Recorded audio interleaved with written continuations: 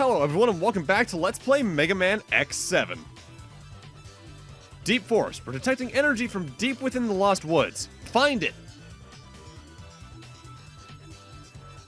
Air Forces. A mysterious ship has been spotted 5 miles in the air. Destroy it now. Cyberfield. A virus has escaped through a crack in the electrosphere. Destroy it. Central Circuit. Use the ride chaser to find and destroy the time bomb in the circuit. Lava Factory. The lava energy factory suffered an attack. Recapture it from the enemy. Tunnel Base. The special defense base has been taken. Use the ride and retake it. Radio Tower. Take back the central radio tower. Battleship. A menacing fortress that commands the seas. Destroy it to halt its advance. And welcome to the stage select, everyone. With that said, since Mega Man X5, we still have some extra screens to take a look at. Red Alert has selected these 8 stages of the locations for the duel. Select an area with the directional button, and press the X button to go. Use the R1 button for the rescue file, and L1 for the options. Now let's take a look at that. Rescue file is pretty simple. You can view a list of Reploids rescued from each stage. Select an area with up, down on the directional button. Press L1 to return to the stage select screen. I'll talk more about what this goes into in a few moments, but it is a slightly returning mechanic from X5 and 6. More so closer to its X6 variant than X5, though. And the options screen's plain and simple. Save, load, and view options. Use up and down on the directional button to scroll and select with the X button. Use R1 to return to the stage select screen. Honestly, this screen doesn't have much of a purpose, though, because you do most of that before you come to the stage select anyway, if you ever just fail to clear a stage or clear a stage, period. Choose your team. I want you to work in teams of 2 from now on. To stay with your current team, select OK and push the X button. To disband your team and form a new one, use the directional button to select something other than OK. You might notice, though, we only have Axel and Zero. To form a team, highlight the main character with the directional button and select with the X button. 1-0 in the lead. Next, choose a sub-character, highlight OK, and select with the X button. While this of course dictates what characters you bring into the stage, be careful because whoever you choose first is who you're going to start the stage as, so make sure it's someone you want to play as. Soldier Stonekong! And like most Mega Man X games, one of the best stages to take on first is the forest-themed stage. Like in X5 and X6, though, occasionally Alia will call in to try and talk to us. Usually with hints like this. We're getting a DNA core reading. It seems to be emanating from Runesman. Sometimes she'll just alert you to when there's an enemy you can transform into as Axel. Now, here's the thing. You may have outright noticed something, though, with that. I'll talk more about the Reploid just rescued in a moment. X wasn't available. Despite being called Mega Man X7, X himself isn't immediately accessible to be played. You can get him in one of 2 ways. Either beating all 8 Mavericks and moving on to the endgame stages, or by rescuing half of the Reploids in the game, 64 out of the 128. And the Reploids, for a brief summary, is a returning system slightly from X5 and X6, but whilst in X5 it was just for some health and extra lives, it's closer to what it was in X6 in that every Reploid has something important, be it just a slight health increase or restore, special parts that you might need to increase the power of individual characters. But the big caveat to all this is you need to hurry to rescue them, because they can be killed. However, unlike X6, where only the nightmare enemies could corrupt and kill the Reploids, every enemy, if they touch the savable Reploids, kills them. Meaning you need to be on the rush and know where they are if they're ever close to enemies. And on a first playthrough, you're not gonna know that, and you might miss the useful Reploids, which is very, very easy to do. With that said, I forget if I said I wouldn't do this back when. I don't remember, honestly. This is a 100% Reploid rescue run. We're getting all 128. And because of that, some stages, admittedly, probably will overstay their welcome just the slightest bit. By and large, each of these videos is going to be either 1 or 2 stages if memory serves. Hell, 1 stage takes 2 videos, but that's because the endgame of this game is weirdly balanced. Make sure to check every nook and cranny. Reploids are hidden all over the place. Although, realistically, I'd say there's maybe only 2 you need to rescue in each stage. At least, depending on how you play the game. Because here's the thing about Axel. Yeah, he has the A-Trance ability, but by and large, that is only used to rescue more Reploids. That's never needed from memory to get a heart tank. That's never needed to get any of the specialty items. It's just needed to get extra Reploids if memory serves. An option for the player. And because of that, you can more or less just give everything you find in a stage to 0 at this point in the game, and then when you unlock X, give everything else to him from then on, and you'll be completely fine. Speaking of hidden items, though, we want to destroy this weird little monkey statue to my left, as beneath it lies the first heart tank in the game. Like in all the prior Mega Man X games, every single stage has a heart tank. Collecting it increases that character's HP, but like X5 and X6, it only increases the HP of the character who actively collects it, so that increased Zero's HP. And unlike X5 and 6, where you had an even 2-character split, we have 3 characters to work with this time. So what I'm doing from memory is I'm trying to give Zero 3 heart tanks, X 3 heart tanks, and Axel 2. Thankfully, though, that doesn't exactly screw Axel out in the long run, as, like there are Reploids that you can use to straight up power up your characters that we'll see at the end of the stage, there are also Reploids that will increase the character who collects them's weapon and life energy.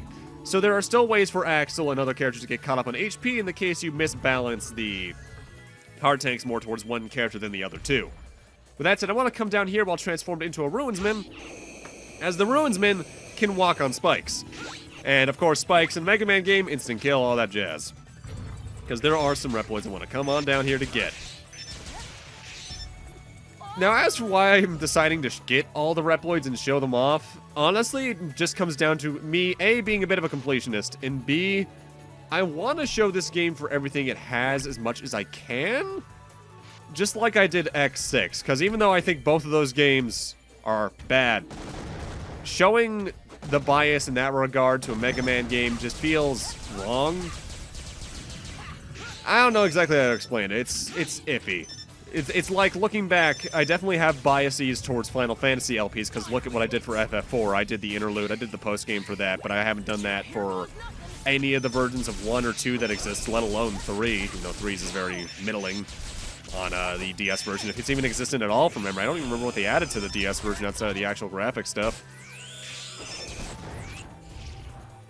Now, the biggest problem with the Axel's A-Trance, as I mentioned the last parts, is the A-Trance charge shot barely does any damage at all. If you want to transform into an enemy, you need to spam that thing at the actual target, and that can take forever, especially with Ruinsmen if you want to transform into them in this stage, because they have a lot of HP even for most other enemies in the game. Like, it's comparable to some mini-bosses. Makes me wonder if they intended just this big guy here to have all that HP, but oh well. Now, by and large, Soldier Stonekong stage is actually kind of a messy one to go into as a first stage because of all the actual hitboxes around you due to the monkey statues, let alone any of the extra spikes and some of these smaller enemies just being spammed at you. But I find, ultimately, Stonekong himself is such an easy boss, it doesn't matter. This is a Dr. Light capsule. I can't collect it because I don't have X, because they got rid of the system from X5 and X6, where Zero could also collect Dr. Light capsules. Why they did that, I'm guessing, is entirely because they locked X behind a play wall.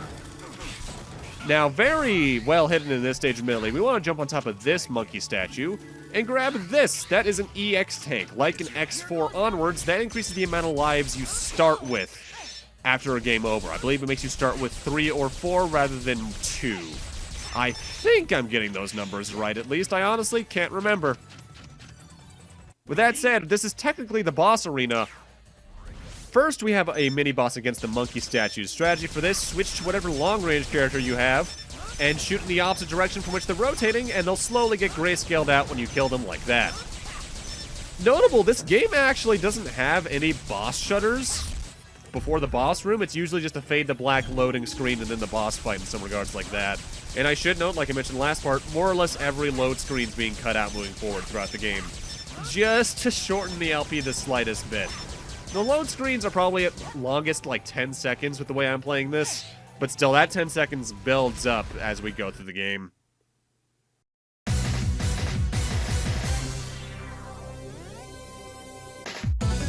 great and wise Stonekong. How could you, of all people, do such a thing? We have already strayed from the path. Now, all we can do is stay true to our beliefs, wherever they might lead us. But what Red Alert is doing is wrong! I know that. Both you and I know they are being manipulated. I fight for loyalty. Ready yourself. Notably, every single boss fight has 3 different dialogues at the start of it, depending on who you enter the boss fight as, player character-wise. I'm only showing off the ones I get throughout the game, though. I believe there's videos out there, like I think Clement has one that shows off all the ones he didn't show off in his LP. So I recommend looking up for that if you want to see all the other dialogues. There's some fun ones, admittedly. I'm a fan of Snipe, Anteater, and Zero's dialogue in particular. Now, Soldier Stonekong is a boss. I called him easy, but that's just in terms of pattern. He is a big guy and thus can do some quick damage. Thankfully, like Mega Scorpion, you can destroy a lot of his attacks, such as his sword attack or his shield if you just spam fire at him enough. As for attacks, when he's not just charging around trying to run into you, he'll eventually stop and shoot his shield around in a circle, which leaves him super open to attacks. He'll sometimes jump into the center cylinder in the room and generate a giant rock that he'll then throw into the sky, and it will then split both ways around. You're going to need Zero to jump over that, by the way. I don't think there's any other way to avoid that, aside from maybe going into the fire pits and just taking a cheap hit that way.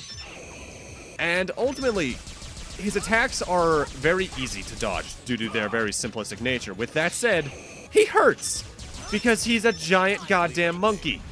I guess gorilla. With that said, once you take care of his sword, I ultimately find it to be pretty simple to take care of, even if I end up tanking some hits to do it, be it standing next to him with Zero or just spam firing him right in the ass with Axel.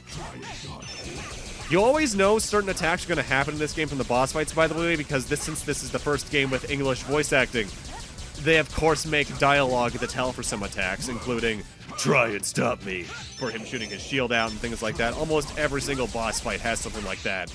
Some to nearly ridiculous degrees. More on that in about 2 or 3 parts. Those who know the meme know the meme. Also, I must ask, by and large, this game has some okay Maverick designs. Why the hell did they give Soldier Stonekong an ass? I know, like, with certain monkeys, the punctuated ass is, like, big character design thing in real life. That's not the right term for a biological thing, but why? What is the functional purpose of a robot having that? Either way, again, pretty simple boss as long as you take care of his sword pretty quickly. Another big problem with this game, the bosses all have almost way too much HP, even when you use their weaknesses in a lot of cases. More on that when we eventually get to the boss rush.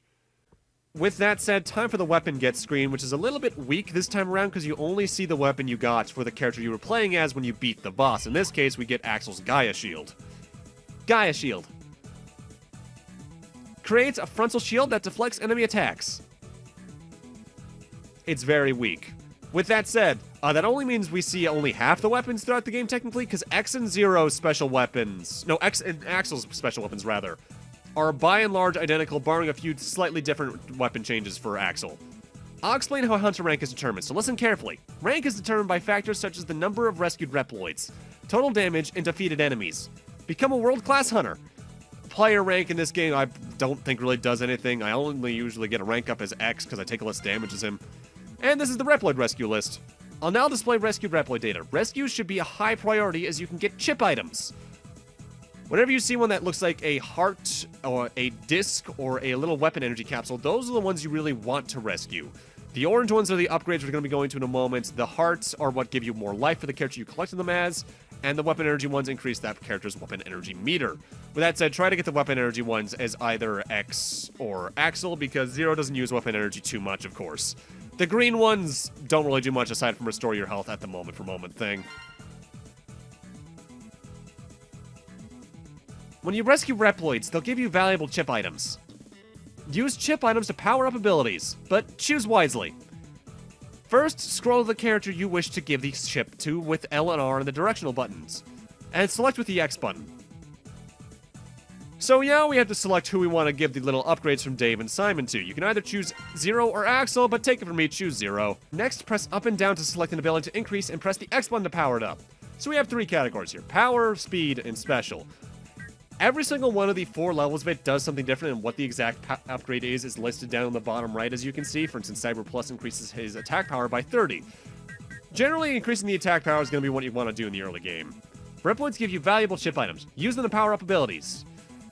Now here's the thing.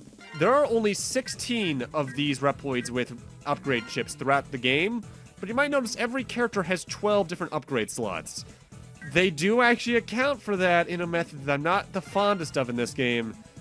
There's a new game plus, so you can just fill up those slots in all 3 characters. That's obnoxious, because let's see, that is, I think, 2 or 3 total playthroughs you need to do. Oh, yeah! I forgot to tell you. This is the reason I ran away from Red Alert. Because I can copy the shape and abilities of Reploids. But it's far from perfect. Even with the copy shot, I can only copy the form of Reploids my own size. For the rest, it's only possible to copy their abilities. Where did you learn such a skill? That's the thing. Even I don't know where I picked this up. You don't know? How could you not know? Dunno. I don't remember. Red found me, and I've been defeating enemies ever since. I think the song in that cutscene was also used in Command Mission. Huh. Either way, with that, I'm going to need to end this off here. Again, we're usually doing 1 or 2 stages per video. Thank you guys for watching, and in part 3, we're going after Tornado Tonian, and I think maybe one other, Maverick. See you guys then!